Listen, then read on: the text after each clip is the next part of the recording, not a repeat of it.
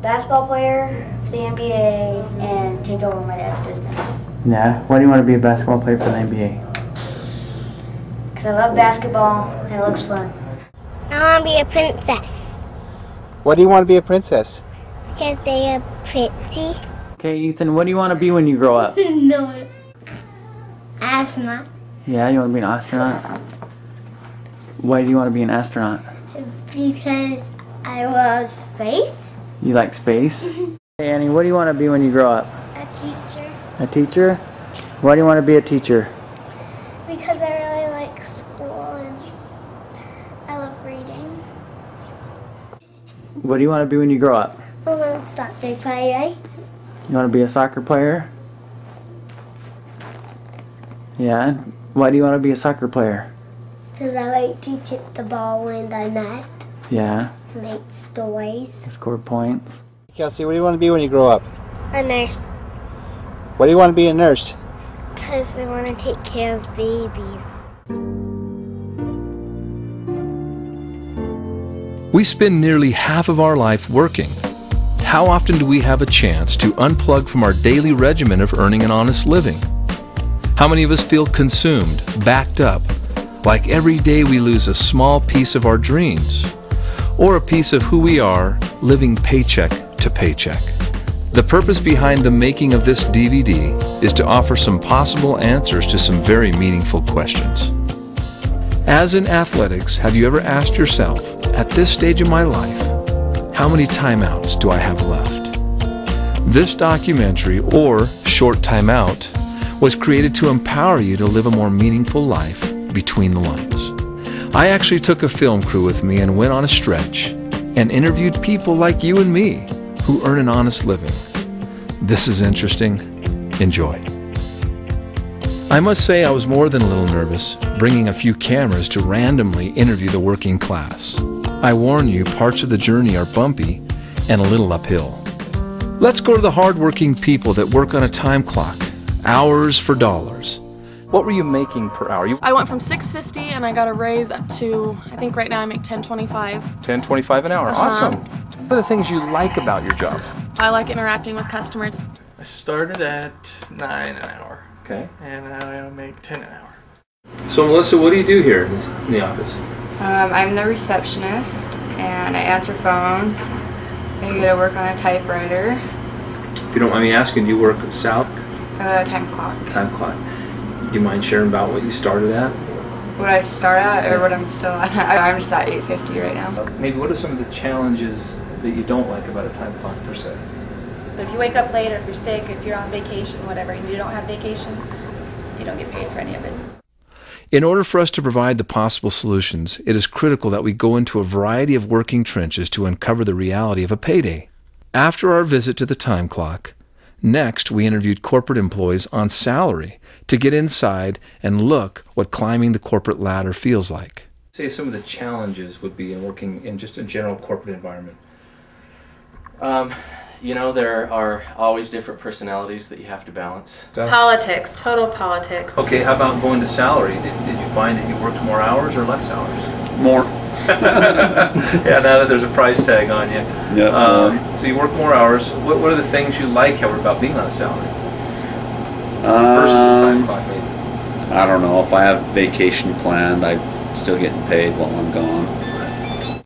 I can hear the echoing of the little old man at the grocery store today. 40 minutes to work, 40 hours a week, 40 plus years with little or no social security, questionable health, and bills to pay. One of the observations I made in this interview process was the difference between survival and passion. The passion barometer hardly moved during the course of these interviews. I can't help but think that the next significant event in their life is the possibility of death. This very second, young or old, it's a choice. Start living or not. Take Frank, who spent 20 years climbing the corporate ladder, maneuvering through corporate politics, only to discover that it was not his ladder. He was replaced by someone half his age for half his price. What if you had the money to start any business and be the boss? We actually visited the dreamers and entrepreneurs. We went to hamburger stands and hot dog stands and taco shops, pizza parlors, donut shops, coffee shops, mechanics, taxis, dry cleaners, contractors, tow trucks, retail clothing, gas and goes, and many, many more. So many people say to themselves, if I only had the money to fund myself to boss status, then I'd be happy. So guess what? We asked business owners the good, bad, and indifferent of owning their own business. The tell-all answers were in the questions of how much money and how much time. You get to be a fly on the wall. Check this out. I spent 7 days a week, 16 hours a day, 102 hours a week.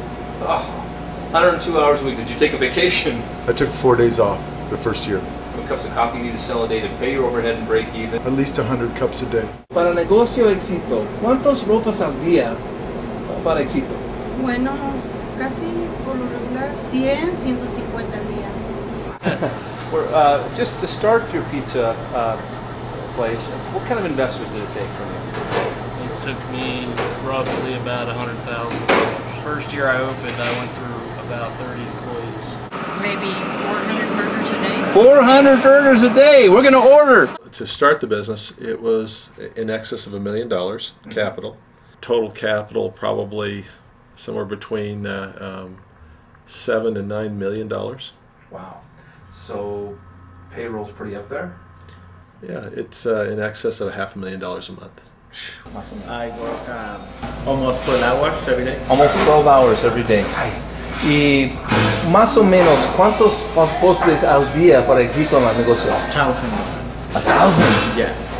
Ay. Y Juan, en el negocio, más o menos, ¿cuántos tacos al día por el negocio éxito?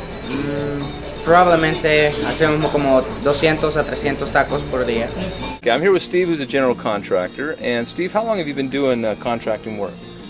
For 45 years.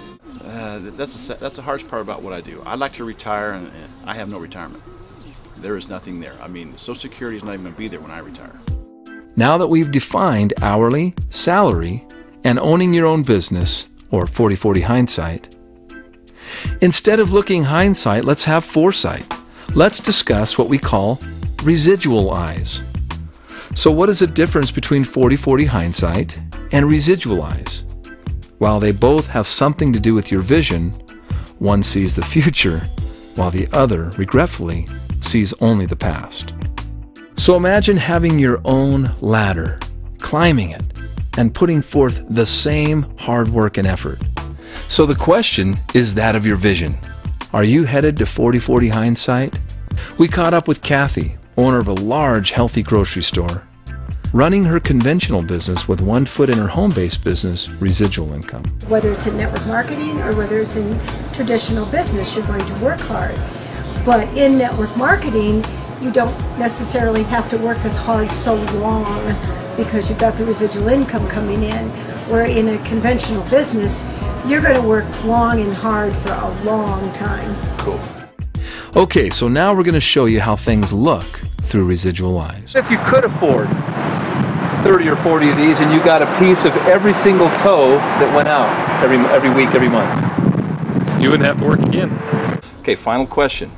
What if today you could make a commission off of every one of their jobs? How would you be today? How well? How would be wealthy.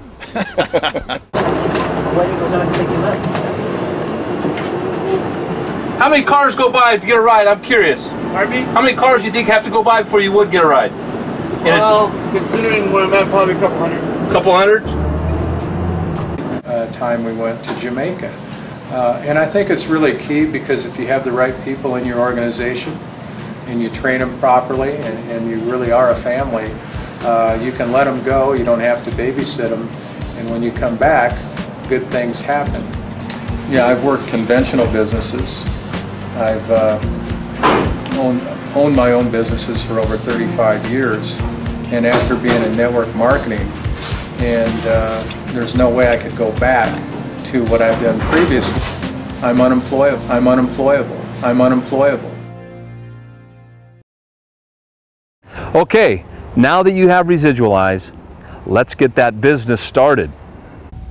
So, you don't need all that startup money for buildings and offices and employees. And you're probably wondering, well, what do I do? Oh yeah, You've got to get your inventory for your new business.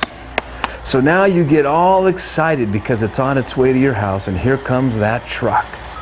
You clear your garage as the truck backs in. You brace yourself for all that inventory because you are an overachiever. You admire your new business and its inventory. You're so proud of yourself, you take big bites. 10 days later, your inventory is still there, and after wasting 10 days, you start thinking of a plan. 20 days later, you start stressing. You're so hard on yourself, feeling like you're a sucker that you've been taken advantage of, ripped off. And finally, the month ends. Sadly, those who have no residual eyes start thinking about quitting. So they have a pity party. They even break into their own inventory. And then they finally realize they're still in business. Remember, this is your business. Take responsibility for its success. If this is too much inventory for your home-based business, maybe you should find a time clock. It's important to be a product of your products. What are you waiting for? Start creating your options now.